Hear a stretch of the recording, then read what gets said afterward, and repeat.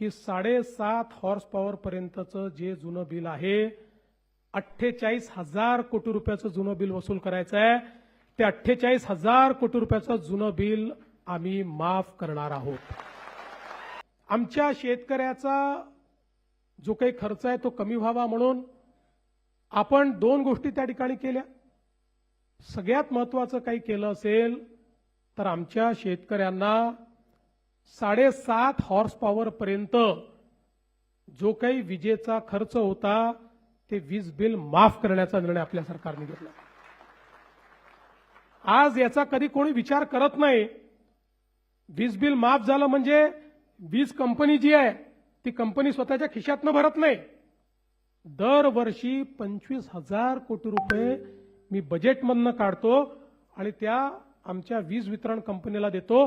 कारण ते जर दिले नाही तर MERC सांगते की जे इतर ग्राहक आहेत त्या सगळ्या ग्राहकांवर हे 25,000 कोटी लोड करा, त्यांचं विजेचं बिल वाढवा आणि त्यांच्या खिशातनं ते वसूल करा.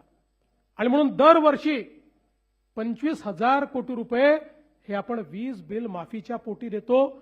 आणि मला हेही सांगताना आनंद वाटतो की याच महाराष्ट्राने जवळपास महाराष्ट्रातल्या शेतकऱ्याला आपल्याला माहिती आहे अर्धे दिवस सकाळी वीज, अर्धे दिवस रात्री वीज, इतक्या मोठ्या प्रमाणात रात्रीची वीज आल्यानंतर शेतकऱ्याला काय अडचणी त्या ठिकाणी सहन कराव्या लागतात आपल्याला माहिती आहे.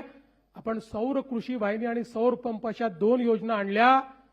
मला सांगताना अभिमान वाटतो की जे आम्ही सांगितलं आज राज्यातल्या 76% शेतकऱ्यांना आम्ही दिवसा वीज देतो आणि आमचा प्रयत्न हे वर्ष संपता 100% शेतकऱ्यांना दिवसा वीज आम्ही देऊ.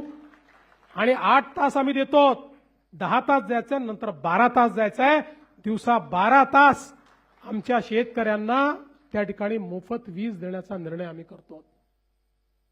आणि आता याच्याही पेक्षा एक अजून चांगला निर्णय जो आज मी जाहीर करणार आहे.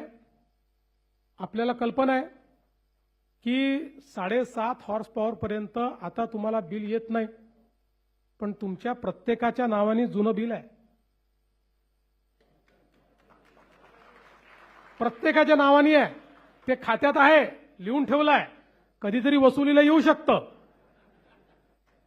आणि कुठलंही दुसरं कनेक्शन घ्यायचं झालं तर तो लाईनमन चेक करतो तुमच्यावर तर आहे जुनं बिल, मिळत नाही तुम्हाला.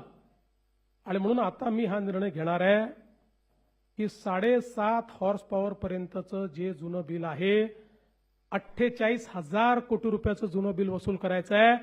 ते 48,000 कोटी रुपयाचं जुनं बिल आम्ही माफ करणार आहोत.